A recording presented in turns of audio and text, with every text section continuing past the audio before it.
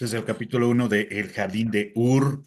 Está Así bueno. es. Y es que es interesante. Yo creo que este concepto que manejas por acá, el de mitología barrial, es justo a lo que me refería hace un momento, ¿sabes? Porque te digo, por ejemplo, en México hay novelas que se desarrollan en la ciudad, pero la ciudad es una entidad reconocible, o sea, es como una cosa que no sucede en la literatura que toca a las zonas rurales. Te digo, el clásico, ¿no? El Llano en Llamas, Pedro Páramo, donde lo rural es el lugar de la magia y la ciudad es como el hogar de la muerte, de algún modo, ¿no? O sea, hay territorios separados. Pero algo bien curioso de esta descripción, te digo, algunos de los autores que citas, Cartas marcadas de Dolina y tal, es esa ensoñación constante de las ciudades, ¿no? O sea, como esta cosa rara que transitas, pero hay una subcapa de misticismo melancólico por ahí, ¿no crees? Sí, estaba pensando cuando hablabas de las mitologías de los pueblos americanos, la mitología griega, la mitología celta, en la cual los personajes son el eje central y podemos cambiar Troya por Creta y funciona. En cambio, en esa mitología urbana que se genera en Buenos Aires, a veces quizá en México, en Barcelona, en algunas otras novelas, pero mucho en Buenos Aires, como decías, la ciudad es un personaje prácticamente. No, y lo que te decía, por ejemplo, en Cortázar, creo que sucede hasta cierto punto, pero nunca deja de ser un lugar.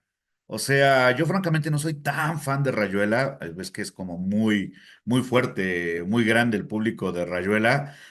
Yo nunca he sido así como muy fan. La leí en el momento menos indicado, que es por ahí de la juventud, pero aunque tiene esa atención por los detalles, por la descripción y demás, no llega a tener esa sensación de la cosa que se mueve, ¿no? Y creo que en Sábato, por ejemplo, sí lo hay un poquito más. O sea, me acuerdo del túnel, que sí Sí, hay esta ensoñación de la ceguera de algún modo, ¿no? Que y por ahí sobre también los se puede Pumas ver en es mucho Camus más y oscuro. así. Pero es que es curioso porque es un estilo de literatura que recuerda fuertemente a la literatura de mediados del siglo XX, ¿no crees? Sí, sí, sí, sí, sí. Bueno, de esa Argentina.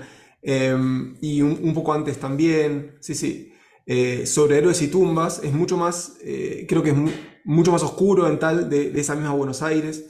Eh, y algunos cuentos de Borges también. Pero bueno, sobre todo Sábato y Dolina creo que son quienes escribieron de esa Buenos Aires. Mujica Lainez escribió todo un libro, Misteriosa Buenos Aires, con cuentos desde la conquista, incluso antes, hasta ahora, de cada año, de cosas que iban pasando raras en Buenos Aires.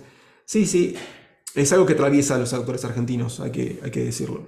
Sí, no, a mí me da esa impresión porque te digo, acá no pasa tanto, o sea, la ciudad, hay una especie de género literario de novelas que pasan en la Ciudad de México, pero son muy puntuales en los hechos que desarrollan. Digo, aquí, por ejemplo, darle todo el primer capítulo a la ciudad antes del personaje es un detalle que ya le da la gravedad que requiere el espacio. Porque, de hecho, cuando lo abandonas, pues se nota. O sea, cuando sale de la ciudad, la sigue arrastrando, pero ya no está, ¿no? Mm. En Sí, eso cualquier... fue difícil de escribir, No, dime. porque al cambiar de ciudad, incluso antes del enamoramiento, al cambiar de ciudad ya hay una pérdida del humor, de la fluidez superficial, si querés, de algunas cosas que, que cuesta volver a lo que interesó y que lo que gustó de la primera parte, cuesta sostenerlo conforme a se pone más profundo y se pone un poquitito más oscuro el texto. Por eso es que quizás en uno de los últimos capítulos, con el tema de derechos de autor, se vuelve a ese humor de los inventarios y esas cosas que decía Martín antes, ¿no? Y también tiene que ver con tu propia experiencia cuando lo ibas escribiendo, o ya sabías cómo iba a acabar. No, no, de hecho, lo último que supe del libro fue cómo terminaba. Ya. Eh, tenía que ver, a mí me interesaba en algún momento la estética, entonces, bueno, cómo Martín enfoca el interés por la estética, cómo Martín lee a Ortega y Gasset después sin saber nada de positivismo. Ujú. Eh, Me interesa el tema del arte y el amor, bueno, cómo Martín aborda el tema. Eh, y el final ocurrió solo. Me interesó mucho el tema de, bueno, el último capítulo se llama El Paraíso.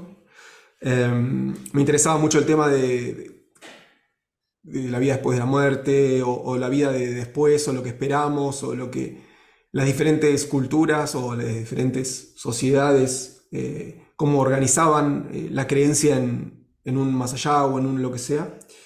Eh, y que el final de toda esa recopilación de información o de culturas termine con que su final es literario.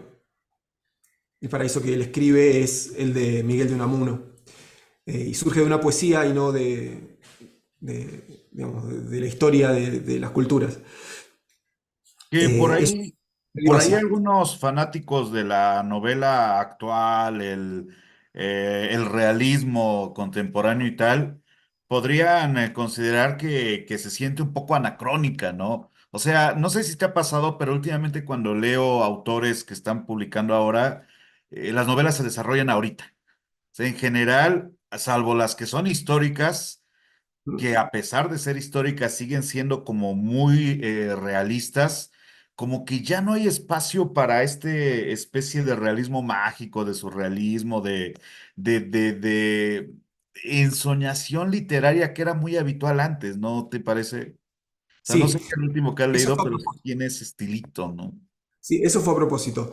Em, Justo me habían regalado un libro que está, la verdad que muy bueno, creo que se llama Cómo escribir un libro.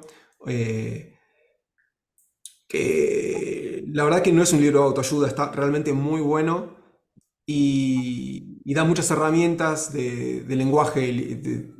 Probablemente lo tengas por ahí. No, Sí. vale. Me parece que está muy bueno, pero yo dije, con el Jardín de Ur quiero hacer lo contrario. Y quiero evidentemente es actual, de hecho sucede ahora. Ujú. Lo empecé a escribir a fines de la década del 90 y justo el signo político de ese momento es muy parecido al signo político de ahora. O sea que sí sucede ahora la novela, pero no desde el punto de vista en el cual se enfocan habitualmente las novelas de ahora, donde no necesariamente los temas de conversación son los de ahora, sino son los de siempre. La magia o la ciencia, la importancia de el perderse espiritualmente, en la búsqueda de la verdad en el tarot, la búsqueda de la verdad en la desesperación de la soledad, el miedo a la frustración amorosa, a hablarle a alguien. Son todas cosas que nos pasan a todos. Y esa fue una forma que encontré, quizás no funcione, no digo que haya sido buena, pero fue una forma que encontré de hacer una novela actual que no respete los cánones de la forma de escribir de ahora, es cierto, pero que a la vez se pueda leer en cualquier momento. Pero no sé si es como un canon, más bien yo creo que está de moda cierto tipo de crudeza, ¿no crees? Porque te digo, uno de mis autores favoritos es Auster, y a partir de Auster, como que los escritores norteamericanos empezaron a escribir de cierta manera, ¿no? O sea, Claro. las nuevas novelas japonesas que también están como muy influenciadas de los autores contemporáneos están muy lejos ¿qué te gusta? De La Casa de las Bellas Durmientes, ¿cómo se llama este autor? El que ganó el Oscar, no, el Oscar, el Nobel. No me acuerdo. Abel. Pero, por ejemplo, este tipo de novela que tenía un grado de ensoñación hacia la tradición y tal, y sin embargo la novela japonesa actual está más orientada a lo que hacía, por ejemplo, ¿cómo se llama? ¿Cómo? Kawabata. Ajá. pero el otro. O sea, Caguabat es el de las Bellas Durmientes, pero el que se terminó suicidando después de dar un golpe de estado que no funcionó. No me acuerdo.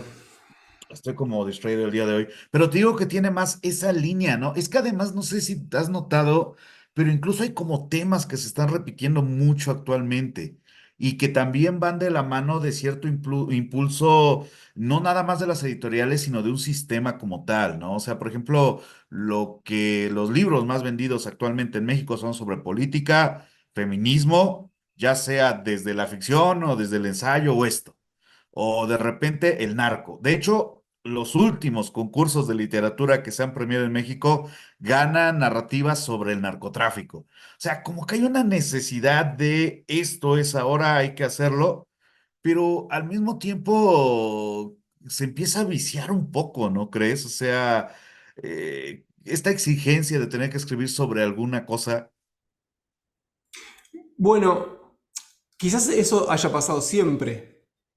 Vamos a el cristianismo y Caravaggio y digamos todos los pintores de claroscuro que tenían una función de contar lo que pasaba en el momento de la forma que había que pasarlo en el momento. Y sin embargo, algunos trascienden.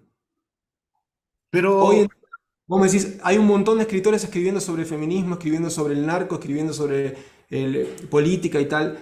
Y sí, pero quizás siempre hubo de eso. Ahora, solo algunos van a trascender. No por los temas que toquen, sino dentro del tema que toquen, por la forma de hacer arte.